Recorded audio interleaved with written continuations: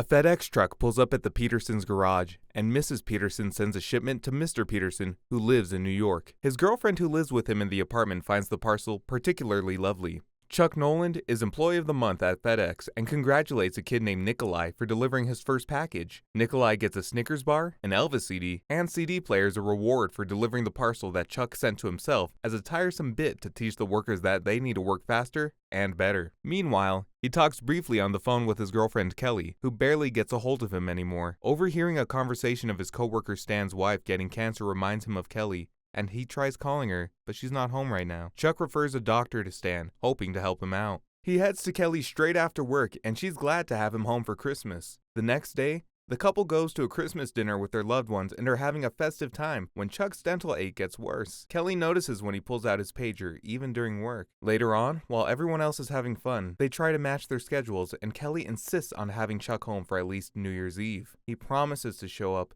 but then now they have to rush to the airport because Chuck has to leave again. Kelly gives him his gift in the car, which is a vintage pocket watch her grandfather used in the South Pacific, and even has Kelly's photograph in it. They kiss after Kelly vaguely compliments all his nice but not so thoughtful gifts for her. Right before boarding the plane, he takes her aback by revealing his real present. It's a ring box, and we can all guess that the man wants to propose, but he still keeps it a mystery and instructs her to open it on New Year's Eve when they're together. Chuck wakes up when his plane faces some turbulence. Unfazed, he goes to the bathroom to freshen up. Out of nowhere, the plane faces an explosion and crash lands into the sea. Chuck focuses all his efforts on finding the pocket watch instead of a life vest before he goes down into the water. He tries to make it to the surface by opening the raft that he managed to get his hands on, but it gets stuck to a weight. He somehow breaks free and makes it to the surface where the plane is going up in flames, and there's a storm causing destruction everywhere. It's just Chuck and his raft against the thunder and the roaring waves throughout the night. Yet, he survives and washes up on the shore of a deserted island. When he regains consciousness, Chuck crawls out to the beach and finds his pager not working due to the water. The pocket watch, however,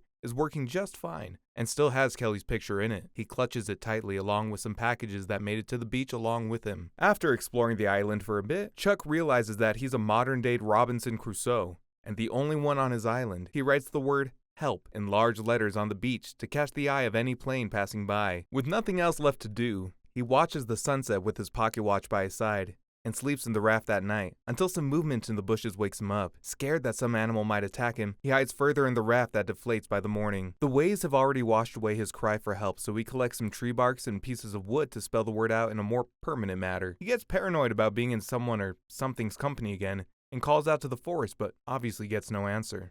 He's so freaked out that he even jumps at a coconut falling from the tree above him. Relieved to find some food, he collects more coconuts but has no way to break them open. It takes some trial and error, but he's finally able to quench his thirst with the coconut water, after which he explores further and comes across a slit-like opening leading to a mysterious cave. But this isn't a slasher film, so he doesn't head inside stupidly without inspecting it more. He bandages his bleeding foot with a piece of the sweater he was wearing and wears the makeshift shoes he made before climbing on a cliff to get a better view of the whole island. This allows him to discover the floating corpse of the pilot that was flying his plane, and he distances himself away from the rotting body in disgust and horror. After coming back to his senses, he drags the body to the beach and takes off its shoes and flashlight to use for himself. He goes through the dead pilot's wallet and learns that his name was Albert, and he carried a photograph of his 2 sons in his wallet. Chuck gives Albert a respectable burial and marks a rock as his gravestone. Wearing the shoes that don't really cover his shoes, Chuck shines a flashlight on Kelly's picture throughout the night to keep himself going. The next day is also spent in drinking some droplets of water from leaves and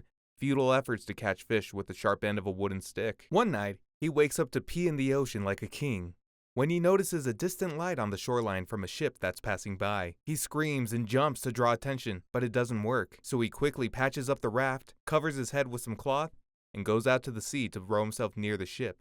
But the waves put him in his place in no time, and he has no choice left but to walk back to the island with a bleeding foot. It pours heavily that night, so he goes into the narrow cave to seek shelter, and comes across a stream of fresh water that he quickly drinks up before passing out. When Chuck wakes up the next morning, his wound has gotten much worse, and this gives him a much-needed reality check that he needs to make actual efforts to survive here, instead of hoping to be rescued. He finally comes off his high horse and opens the boxes he found from the plane. He leaves one unopened because all he could find from the others were some divorce papers, videotapes, a pair of ice skates, a volleyball, and dress with some tulle.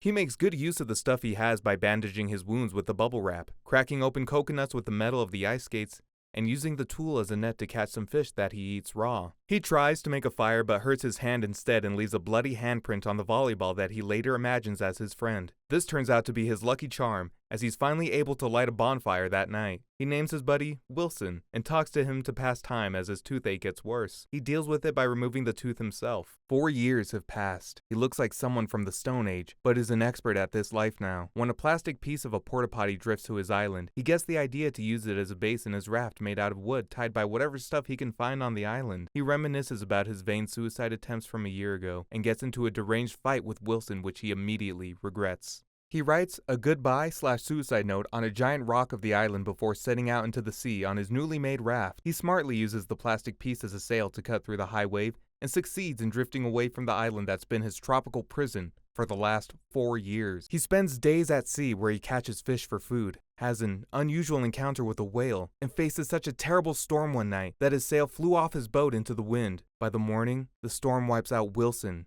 and takes apart half of his boat. After losing Wilson and all his hope, he almost passes out on his boat until a cargo ship discovers him. When Kelly gets the news, she faints right in front of her husband and kid. She doesn't have the guts to face Chuck, so she sends her husband to apologize on her behalf. Other than that, he's given a hero's welcome, with a dinner full of sushi and king crabs that reminds him of his days at the island. However, Chuck and Kelly do meet, and even reunite as lovers. But she eventually decides to not break apart her existing family. Chuck delivers the one parcel he had never opened, knowing that it was one of the only things that kept him alive on the island, finally ready to live the new life he had earned for himself.